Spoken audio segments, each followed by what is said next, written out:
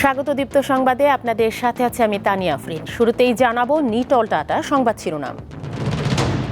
Pension স্কিমের বিরোধিতার জেরে পাবলিক বিশ্ববিদ্যালয়ে ক্লাস পরীক্ষা বন্ধ, আন্দোলনে শিক্ষকরা।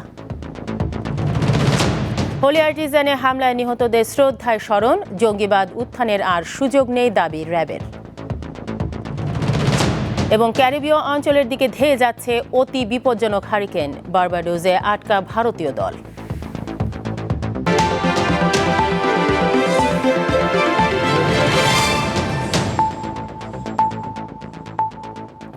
দেখছিলেন শিরোনাম, এবারে পুরো খবর। সর্বজনীন পেনশনের প্রত্যয় স্কিমকে বৈষম্যমূলক আখ্যা দিয়ে তা প্রত্যাহারের দাবিতে কর্মবিরতি পালন করছেন দেশের সব পাবলিক বিশ্ববিদ্যালয়ের শিক্ষকরা। আন্দোলনে যোগ দিয়েছেন কর্মকর্তা কর্মচারীরাও। এতে বন্ধ রয়েছে ক্লাস ও পরীক্ষা। সকাল থেকে চট্টগ্রাম বিশ্ববিদ্যালয় শিক্ষক সমিতির নেতৃবৃন্দ ক্যাম্পাসে অবস্থান নেন। একইভাবে কেন্দ্রীয় কর্মসূচির অংশ হিসেবে আন্দোলন চালিয়ে যাচ্ছেন জাহাঙ্গীরনগর বিশ্ববিদ্যালয়ের শিক্ষকরাও। বেলা 11টা থেকে দুপুর 12টা পর্যন্ত রাজশাহী বিশ্ববিদ্যালয় শিক্ষক সমিতির সদস্যরা বিশ্ববিদ্যালয়ের শহীদ তাজউদ্দিন আহমেদ সিনেট ভবনের সামনে অবস্থান কর্মসূচি পালন করেন। বরিশাল বিশ্ববিদ্যালয় শিক্ষক সমিতি, বরিশাল বিশ্ববিদ্যালয় অফিসার্স ফেডারেশন এবং গ্রেড 11 থেকে 20 কল্যাণ পরিষদের উদ্যোগেও কর্মবিরতি পালন করা হয়। এতে বিশ্ববিদ্যালয়ে এক প্রকার অচল অবস্থা বিরাজ করছে। শিক্ষার্থীরা ক্লাস করতে না পেরে ফিরে গেছেন। বন্ধ রয়েছে বিভিন্ন বিভাগের ভর্তি কার্যক্রম। এটা আমাদের জন্য খুবই দুঃখজনক। আমরা শিক্ষক, আমাদের কাজ তো হচ্ছে ক্লাসে পাঠদান করা এবং ল্যাবে রিসার্চ করা, কিন্তু আমরা সেটা করতে পারছি না। সব জায়গায় আমরা কিন্তু পরীক্ষাগুলোকে আওতামুক্ত রেখেছিলাম, কিন্তু এখন আমাদের দেয়ালে পিঠ থেকে গেছে। প্রত্যয় স্কিমটা নিয়ে আমাদের শিক্ষক, কর্মকর্তা, কর্মচারী, বিশ্ববিদ্যালয়ের শিক্ষকদের ভিতরে যে ধরনের নেতিবাচকতা সৃষ্টি হয়েছে, আমি দৃঢ়ভাবে বিশ্বাস করি যে মাননীয় প্রধানমন্ত্রী সেটার যথার্থ ব্যবস্থা নেবেন। দর্শক, শিক্ষকদের কর্মবিরতির বিষয়ে বিস্তারিত জানাতে রাজশাহী বিশ্ববিদ্যালয় প্রাঙ্গণ থেকে সরাসরি যুক্ত হচ্ছেন আমাদের সহকর্মী ইউসুফ আদনান। ইউসুফ, শিক্ষকদের সঙ্গে কর্মচারীরাও আন্দোলনে যুক্ত হয়েছেন, তারা কি কারণে আন্দোলনে যুক্ত হলেন আর শিক্ষার্থীরা এই বিষয়ে কি বলছেন?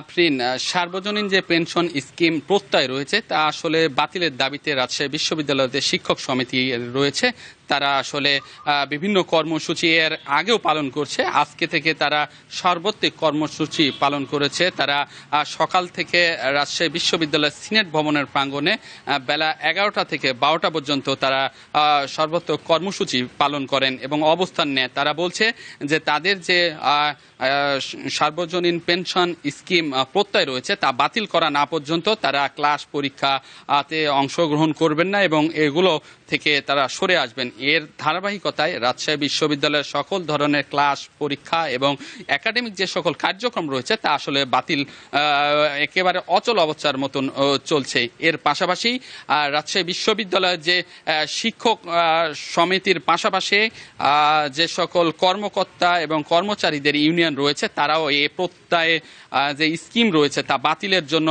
একাত্মতা ঘোষণা করেছেন এবং তারাও সকল ধরনের কার্যক্রম বন্ধ রয়েছে। এর ফলে রাজশাহী বিশ্ববিদ্যালয়ের সকল ধরনের একাডেমিক কার্যক্রমের পাশাপাশি যে দাপ্তরিক কার্যক্রম রয়েছে সেগুলোও আসলে বন্ধ রয়েছে। এক কথায় বলা চলে যে অচল অবস্থায় চলছে রাজশাহী বিশ্ববিদ্যালয়।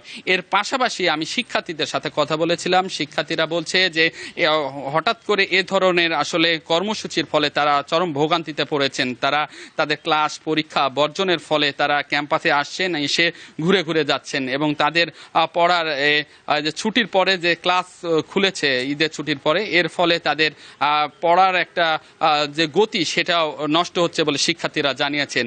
আসলে এই যে তাদের যে অবস্থান কর্মসূচি সর্বাত্মক ধর্মঘট, এটা তাদের বাস্তবায়ন না হওয়া পর্যন্ত শিক্ষকরা চালিয়ে যাবেন এবং আগামীকালও শিক্ষক সমিতির ব্যানারে বেলা 11টা থেকে 12টা পর্যন্ত এই কর্মসূচি রয়েছে। আসলে এই ছিল আমার কাছে রাজশাহী বিশ্ববিদ্যালয় থেকে সর্বশেষ খবর। আফরিন, রাজশাহী বিশ্ববিদ্যালয়ের শিক্ষকদের কর্মবিরতির বিষয়ে জানাচ্ছিলেন ইউসুফ আদনান। নাগাসাকি পিস পার্কে শান্তি স্মৃতিস্তম্ভ স্থাপন করায় জাপান সরকার বাংলাদেশকে অ্যাপ্রিসিয়েশন সার্টিফিকেট দিয়েছে। এটি প্রধানমন্ত্রী শেখ হাসিনার হাতে তুলে দেয়া হয়। প্রধানমন্ত্রীর কার্যালয়ে সকালে মন্ত্রিসভা বৈঠকের শুরুতে শেখ হাসিনার হাতে এটি গৃহায়ন ও গণপূর্ত মন্ত্রী তুলে দেন। জাপানের নাগাসাকি পিস পার্কে শান্তি স্মৃতিস্তম্ভ স্থাপন করায় নাগাসাকির মেয়র সুজুকি শিরোর বাংলাদেশকে অ্যাপ্রিসিয়েশন সার্টিফিকেটটি দেন, যা প্রধানমন্ত্রী শেখ হাসিনার কাছে হস্তান্তর করা হলো। এর আগে 24 মে পারমাণবিক বোমা মুক্ত একটি শান্তিপূর্ণ বিশ্ব প্রতিষ্ঠায় প্রধানমন্ত্রী শেখ হাসিনার আহ্বানের অংশ হিসেবে এবং সারা বিশ্বের মানুষের কাছে এ শান্তির বার্তা পৌঁছে দিতে বাংলাদেশ সরকার জাপানের নাগাসাকি পিস পার্কে একটি শান্তি স্মৃতিস্তম্ভ নির্মাণ করে।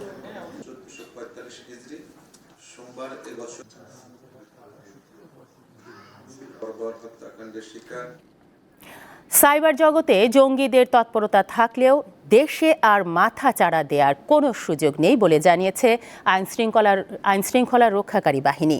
হোলি আর্টিজান রেস্তোরাঁয় হামলার 8 বছর পূর্তিতে সকালে নিহতদের প্রতি শ্রদ্ধা নিবেদন শেষে এ কথা জানায় র্যাব ও পুলিশ। বিভিন্ন দেশের কূটনীতিকরা এই ঘটনায় নিহত নিজ নিজ দেশের নাগরিকদের প্রতি শ্রদ্ধা জানান। পুরনো ক্ষত পেছনে ফেলে এখনো দাঁড়িয়ে গুলশানের হলি আর্টিজান রেস্টুরেন্টের এই ভবন। 2016 সালের 1 জুলাই ইতিহাসের নজিরবিহীন জঙ্গি হামলায় এখানে নৃশংসভাবে হত্যা করা হয় 18 বিদেশি সহ 22 জনকে। সেদিন প্রাণ হারিয়েছিলেন 2 পুলিশ সদস্যও। বিভিন্ন উন্নয়ন প্রকল্পে কাজ করতে এসে সেদিন যেসব বিদেশি নিহত হয়েছিলেন তাদের প্রতি শ্রদ্ধা জানাতে সোমবার সকালে গুলশানের ৭৯ নম্বর রোডের সেই জায়গায় আসেন ওইসব দেশের রাষ্ট্রদূতরা। 2 পুলিশ সদস্যের স্মরণে গুলশানের দীপ্ত শপথ ভাস্কর্যে ফুল দিয়ে শ্রদ্ধা জানান র্যাব ও পুলিশ সদস্যরা। আমাদের জঙ্গি সংশ্লিষ্ট যে কোনো ধরনের প্রতিষ্ঠানই হোক, ব্যক্তি হোক কিংবা সংগঠনই হোক, তাদের প্রত্যেকের পেছনেই আমাদের তৎপরতা রয়েছে এবং সেটি অব্যাহত থাকবে। সোশ্যাল মিডিয়াতেও কিন্তু ওরা নানাভাবে নানা প্রচারণা করার চেষ্টা একসময় করেছে, বা আপনার বিভিন্নভাবে যোগাযোগের যে তাদের মাধ্যম আপনারা জানেন যে ওরা একসময় ডার্ক ওয়েব ব্যবহার করেছে। আপনারা জানেন যে সেই বিষয়গুলো কিন্তু আমরা নজরদারি করছি। হলি আর্টিজানে হামলার ঘটনায় 7 জঙ্গিকে 2009 সালে আদালত মৃত্যুদণ্ড দেয়। পরে আসামিদের আপিলের পরিপ্রেক্ষিতে সবাইকে আমৃত্যু কারাদণ্ড দেয় উচ্চ আদালত। আসিফ জামান, দীপ্ত সংবাদ, ঢাকা। বঙ্গোপসাগরে সৃষ্ট লঘুচাপ ও মৌসুমি বায়ুর প্রভাবে দেশের বিভিন্ন স্থানে মাঝারি থেকে ভারী বৃষ্টিপাত অব্যাহত রয়েছে। সকালে ভারী বৃষ্টির পাশাপাশি পাহাড়ি ঢলের কারণে সিলেটে ফের বন্যার আশঙ্কা দেখা দিয়েছে। টানা বর্ষণ আর পাহাড়ি ঢলে সুনামগঞ্জে অস্বাভাবিক হারে বিভিন্ন নদ নদীর পানি বৃদ্ধি পেয়েছে। বরগুনায় গত 2 দিনের বৃষ্টিতে জনজীবন নেমে এসেছে চরম দুর্ভোগে। কুড়িগ্রামে ধরলা, দুধকুমার ও ব্রহ্মপুত্র নদের পানি বিপদসীমার নিচ দিয়ে প্রবাহিত হলেও কাউনিয়া পয়েন্টে তিস্তার পানি বিপদসীমার 5 সেন্টিমিটার উপর দিয়ে প্রবাহিত হচ্ছে। আবহাওয়া অফিস জানায়, উত্তর বঙ্গোপসাগর এবং তৎসংলগ্ন এলাকায় দক্ষিণ পশ্চিম মৌসুমি বায়ু প্রবল অবস্থায় রয়েছে। এর প্রভাবে উত্তর বঙ্গোপসাগর ও উপকূলীয় এলাকায় গভীর সঞ্চালনশীল মেঘমালা তৈরি হচ্ছে। এই অবস্থায় সব সমুদ্র বন্দরকে 3 নম্বর স্থানীয় সতর্ক সংকেত দেখিয়ে যেতে বলা হয়েছে। এদিকে সুনামগঞ্জে কিছু স্থানে ধীরে ধীরে নামছে বন্যার পানি। এতে বেরিয়ে আসছে ক্ষয়ক্ষতি। হাওরের উত্তাল ঢেউয়ে লণ্ডভণ্ড বহু বসতঘর, তাই অনেকে ফিরতে পারছেন না বাড়িতে। সুনামগঞ্জ সদর উপজেলার লিলপুর কান্দাগাঁওয়ের জেলে জামাল উদ্দিন ঈদের দিন বন্যার কবলে পড়ে ঘর ছেড়ে আশ্রয় নেন পাশের বাজারের একটি দোকানে। 1 সপ্তাহ পর পানি কমায় বাড়িতে ফিরে দেখেন হাওরের ঢেউয়ে তার ঘরের মাটি সরে গেছে, ঝুলে আছে বাঁশ ও বেড়া। এই অবস্থায় দুশ্চিন্তায় কাটছে দিন। সপ্তাহ বাসায় এনেছি, আমরা কোনটা আনতে পারছি না, খালি 1.5 গাড়ি ডিস্কে এনেছি। বর্তমানে বানাইমু তো আমার কোনো জোয়া নাই। শুধু জামাল উদ্দিন নয়, এই গ্রামে 2-4টি পাকা ঘর ছাড়া হাওরের ঢেউয়ে লণ্ডভণ্ড প্রায় পুরো গ্রাম। ঘর হারিয়ে কেউ আছেন আশ্রয় কেন্দ্রে, আর কেউ কেউ বাধ্য হয়ে বিধ্বস্ত ঘরেই দুর্বিষহ দিন কাটাচ্ছেন। মানে 3 লাখ টাকা ঋণ হয়ে করতে যে আজ বন্ধ করে তাহলে ভালো হামাইতাছি না সম্পূর্ণ করে আমার ব্যাংকে আনছি দানে পানে সম্পূর্ণ কি 50টা বছরই বন্যা হইলে আমরা এই অবস্থা হইয়া যায়। ঈদের আগের দিন তো হুট করে পানি আসছে, পানি আবার পরে সবকিছু ভেঙে গেছে কি। ক্ষতিগ্রস্তদের পুনর্বাসনে কাজ করছে প্রশাসন। ক্ষয়ক্ষতি নিরূপণ করে সহায়তার আশ্বাস জেলা প্রশাসকের। বরাদ্দ প্রাপ্তি সাপেক্ষে আমরা এই যারা প্রকৃত ক্ষতিগ্রস্ত তাদের মধ্যে এই সহায়তা বা বরাদ্দ প্রদান করব। সুনামগঞ্জে বন্যায় প্লাবিত হয়েছে 11 উপজেলার 1000-এর বেশি গ্রাম। দীপ্ত বার্তাকক্ষ। আন্তর্জাতিক প্রসঙ্গ। ফ্রান্সের পার্লামেন্ট নির্বাচনে প্রথম ধাপের ভোটে বড় পরাজয়ের মুখে পড়তে যাচ্ছে প্রেসিডেন্ট ইমানুয়েল ম্যাক্রোর জোট। বুথফেরত জরিপ অনুযায়ী প্রথম ধাপে নির্বাচনে ম্যাক্রোর এনসেম্বল জোট 20 থেকে 23 ভাগ ভোট পেয়ে তৃতীয় হতে যাচ্ছে। আন্তর্জাতিক গণমাধ্যমের খবর অনুযায়ী প্রথম ধাপে নির্বাচনে শতকরা প্রায় 34 ভাগ ভোট পেয়ে প্রথম হতে যাচ্ছে মেরিন লে পেনের কট্টর ডানপন্থী দল ন্যাশনাল র্যালি। আর 29 ভাগ ভোট পেয়ে দ্বিতীয় হতে পারে বামপন্থী দলগুলোর জোট নিউ পপুলার ফ্রন্ট। স্থানীয় সময় রবিবার প্রথম ধাপের এই ভোট গ্রহণ সম্পন্ন হয়। দ্বিতীয় ধাপের ভোট হবে 7 জুলাই। ফ্রান্সের পার্লামেন্ট নির্বাচন সাধারণত প্রেসিডেন্ট নির্বাচনের পরে হয়, কিন্তু গত 22 বছরের মধ্যে এবারই প্রথম প্রেসিডেন্টের মেয়াদ শেষ হওয়ার আগেই হচ্ছে পার্লামেন্ট নির্বাচন।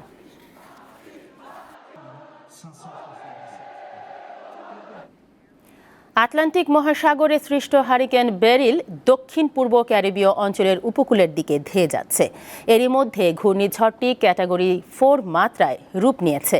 বাতাসের গতিবেগ ঘন্টায় 130 মাইল। মার্কিন ন্যাশনাল হারিকেন সেন্টার জানিয়েছে Barbados, Saint Lucia, Saint Vincent, Grenada এবং টোবাগো সহ ক্যারিবীয় অঞ্চলের সব দ্বীপই হারিকেনের সতর্কতার অধীনে রয়েছে।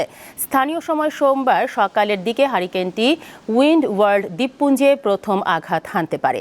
হারিকেন বেরিলের প্রভাবে ভারী বৃষ্টিপাত এবং জলোচ্ছ্বাসের সতর্কতা জারি করা হয়েছে।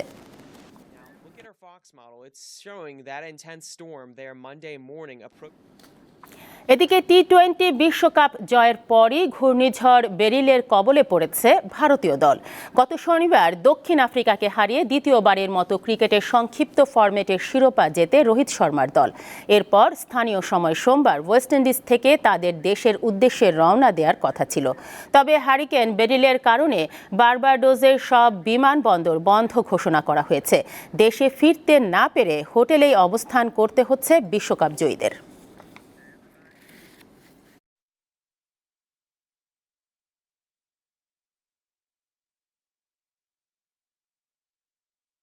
শেষ করব দীপ্ত সংবাদ, তবে যাবার আগে নিটোল টাটা সংবাদ শিরোনামগুলো জানাবো আরও একবার। পেনশন স্কিমের বিরোধিতার জেরে পাবলিক বিশ্ববিদ্যালয় ক্লাস ও পরীক্ষা বন্ধ, আন্দোলনে শিক্ষকরা। হোলি আর্টিজানে হামলায় নিহতদের শ্রদ্ধায় স্মরণ, জঙ্গিবাদ উত্থানের আর সুযোগ নেই দাবি র্যাবের। এবং ক্যারিবীয় অঞ্চলের দিকে ধেয়ে যাচ্ছে অতি বিপজ্জনক হারিকেন, বার্বাডোসে আটকা ভারতীয় দল। এই ছিল এখনকার মতো। আমাদের পরবর্তী সংবাদ বিকেল 5টায়। দর্শক, আরও তথ্য ও বিনোদনের খবর পেতে যুক্ত থাকুন দীপ্ত ডিজিটাল প্ল্যাটফর্মগুলোতে। ধন্যবাদ সবাইকে।